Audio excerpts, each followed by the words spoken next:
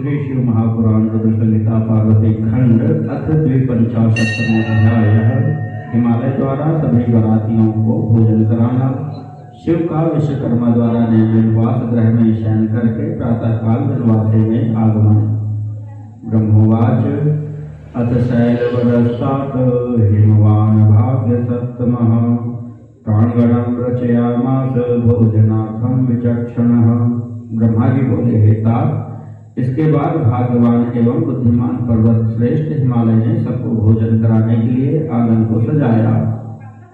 मार्जनम लेपनम सम्यक कारयामास तस्य सह ससुगंधैर्लंचक्रे नाना वस्तुभिरादरात्। उन्होंने अच्छी प्रकार से उसका मार्जन तथा लेपन कराया और अनेक प्रकार की सुगंधित वस्तुओं से आदरपूर्वक उसे अलंकृत कराया। अथ शैलः सुरान् सर्वान् न्यानपि च रसेश्वरान् भोजनायाहवायामास पुत्रः शैलैः परैरपि। तदनंतर अपने पुत्रों तथा अन्य पर्वतों द्वारा शंकर जी सहित सभी देवगणों तथा अन्य लोगों को भोजन के लिए बुलवाया। शैलावाहनम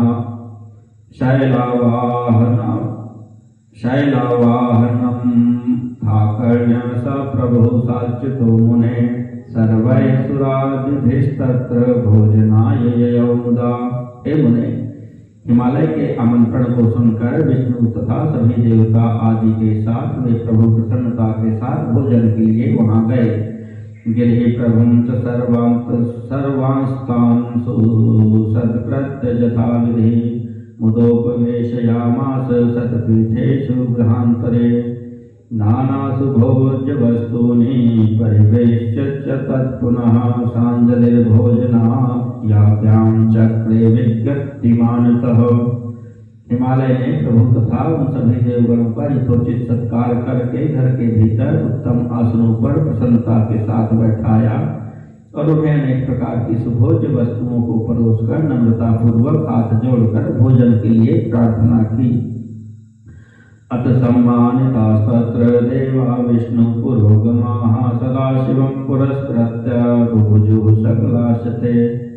इसके बाद विष्णु आदि सभी देवता हिमालय से इस प्रकार सम्मानित होकर सदाशिव को आगे कर भोजन करने लगे। तदा सर्वैः मिलिता एक पद्मेन सर्वशः पंक्तिभूताश बुभुजुर्विशन्तः पृथक पृथक। उस समय सभी देवगण मिलकर एक साथ पंक्तिबद्ध होकर परस्पर हास्य करते हुए अलग अलग भोजन करने लगे। नंदी भृंगी वीरभद्र गणाः पृथक बुभुजुस्ते महाभागाः कुतूहल समन्विताः। महाभाग नंदी भृंगी वीरभद्र तथा वीरभद्र के गण पृथक होकर कौतूहल में भरकर भोजन करने लगे। देवाः सेन्द्रा लोकपाला नाना शोभा समन्विताः बुभुजुस्ते महाभागा नानाश्चर्यैः।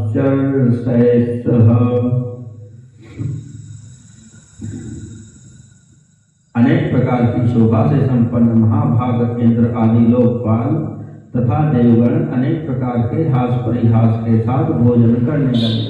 सर्वे च मुनियो विप्रा भृगवाद्या ऋषयस्तथा बुभुजुः प्रीतितः सर्वे पृथक पंक्तिगतास्तदा। सभी मुनि ब्राह्मण तथा भृगु आदि ऋषिगण आनंद के साथ पृथक पंक्ति में बैठकर भोजन करने लगे। तथा चंडीगणाः सर्वे बुभुजुः कृतभोजनाः कुतूहलं प्रकुर्वन्तो नाना हास्यकरा मुदा। इसी प्रकार चंडी के सभी गणों ने भी भोजन किया। वे भोजन करने के बाद प्रसन्नता पूर्वक कौतूहल करते हुए अनेक प्रकार के हास परिहास कर रहे थे। एवं ते भुक्तवन्तश्चाचम्य सर्वे मुदान्विताः विश्रामार्थं गताः प्रीत्या विष्णुवाद्याः स्वं स्वमाश्रमम्। इस तरह विष्णु आदि उन सभी देवताओं ने आनंद के साथ भोजन किया। फिर आचमन करके विश्राम के लिए वे प्रसन्नता पूर्वक अपने अपने निवास स्थान को चले गए। मेनाद्यया स्त्रियः साध्वः शिवं सम्प्रार्थ्य भक्तितः गेहे निवासयामासुर्वास वासाखे परमोत्सवे। इधर मेना की आज्ञा से सभी पतिव्रता स्त्रियां भक्ति पूर्वक शिव से प्रार्थना कर वास नामक परमानंदायक निवास गृह में ले गई। रत्न सिंहासने शंभु मेना दत्ते मनोहरे सन्निधाय मुदा युक्तो तत्र सेवास मंदिरम। वहां पर मेना के द्वारा दिए गए मनोहर रत्न के सिंहासन पर बैठकर प्रसन्नता पूर्वक शिव जी वास गृह को देखने लगे। रत्न प्रदीप शतकैर्ज्वलद्भिर्ज्वलितं श्रिया रत्न पात्र घटाकीर्णं मुक्तामणि विराजितं रत्न दर्पण शोभाढ्यं मंडितं श्वेत चामरैः मुक्तामणि सुमालाभिर्वेष्टितं परमर्धिमत् अनौपम्यं महादेव्यं विचित्रं सुमनोहरं चित्ताह्लादकरं नानारचना रचितस्थलम्। वह ग्रह सैकड़ों जलते हुए रत्न दीपकों से प्रकाशित तथा शोभा संपन्न था। वहां अनेक प्रकार के रत्नों के पात्र विराज रहे थे। उसमें स्थान स्थान पर मोती तथा मणियां लगी हुई थी। वह रत्नों के दर्पण की शोभा से युक्त था। वह श्वेत वर्ण के चौरों से मंडित था। उसमें मोतियां और मणियों की मालाएं लगी हुई थी। वह परम ऐश्वर्य से संपन्न अनुपम महादेव्य विचित्र अत्यंत मनोहर था। चित्त को प्रसन्न करने वाला था और उसके प्रत्येक स्थल में नाना प्रकार की कारीगरी की गई थी। शिवदत्त वरस्यैव प्रभावं तुलं परं दर्शयन्तं सुसमुल्लासी शिवलोकाभिधानकम्। वह ग्रह शिव के द्वारा दिए गए वर का अतुलनीय प्रभाव प्रकट कर रहा था और शोभा से संपन्न होने के कारण उस ग्रह का शिवलोक नामकरण किया गया था। नाना सुगंध सद्रव्यैर्वासितं सुप्रकाशकं चंदना गुरु संयुक्तं पुष्पशय्या समन्वितं। वह अनेक प्रकार के सुगंधित उत्तम द्रव्यों से सुवासित उत्तम प्रकाश से युक्त चंदन अगुर युक्त तथा पुष्प की शैया से समन्वित था। नाना चित्र विचित्राढ्यं निर्मितं विश्वकर्मणा रत्नेन्द्र सार रचितैराचितं हारकैर्वरैः। वह ग्रह विश्वकर्मा के द्वारा रचित नाना प्रकार के चित्रों की विचित्रता से युक्त था। उसमें सभी उत्तम रत्नों के सारों से रचित श्रेष्ठ हारों के ढेर लगे हुए थे। कुत्रचित् सुर निर्माणं वैकुंठं सुमनोहरं कुत्रचित् ब्रह्मलोकं लोकपालपुरं क्वचित् कैलासं कुत्रचित् रम्यं कुत्रचित् चक्रमन्दिरं कुत्रचित् शिवलोकं च सर्वोपरि विराजितं।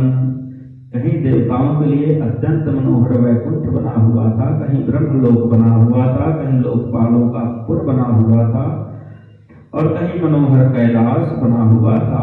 कहीं इंद्र का मंदिर बना हुआ था और कहीं सबके ऊपर शिवलोक सुशोभित हो रहा था। एतादृशं गृहं सर्वं दृष्ट्वाश्चर्यं महेश्वरः प्रशंसन् हिमशैलेशं परितुष्टो बभूवः। आश्चर्यचकित करने वाले ऐसे घर को देखकर शिवजी गिरिराज हिमालय की प्रशंसा करते हुए परम प्रसन्न हो गए। तत्रातिरमणीये च रत्नपर्यंक उत्तमे अशैष्टमुदा युक्तो लीलया परमेश्वरः। इसके बाद शिव जी ने परम रमणीय तथा उत्तम रत्न पर्यंक पर प्रसन्न हो लीला पूर्वक शयन किया।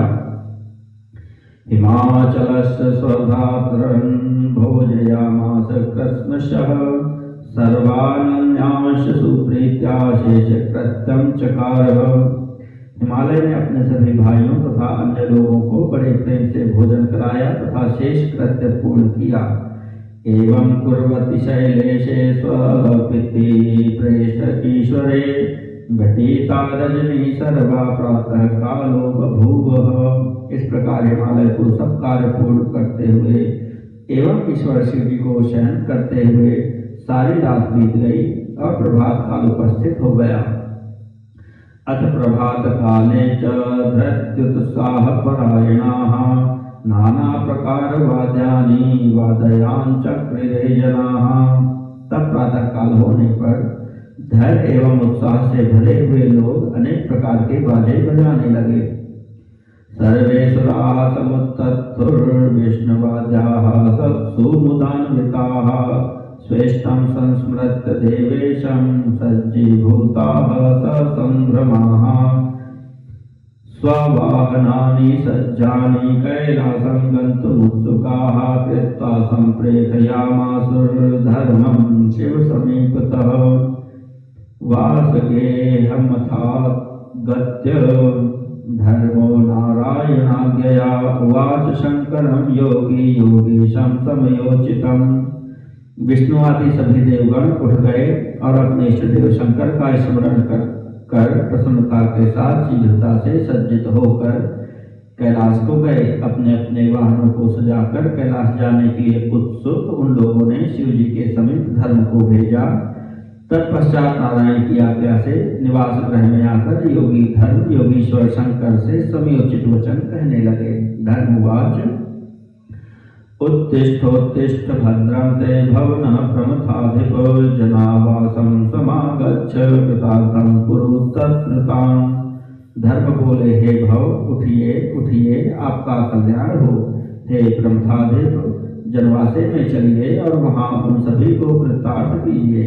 ब्रह्मोवाच इति धर्मवचः श्रुत्वा विजहास महेश्वरः ददर्श कृपया दृष्ट्या तल्पमुञ्झां चकारः उवाच मे सन्धर्मं त्वमग्रे गच्छ तत्रः अहमप्यागमिष्यामि द्रुतमेव न संशयः।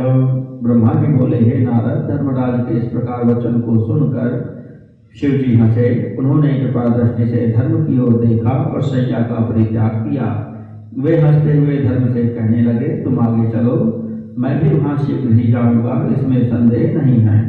ब्रह्मोवाच इत्युक्तः शंकरेणाथ जनावासं जगाम सह स्वयं गन्तुमना आसीत् तत्र शंभुरपि प्रभुः।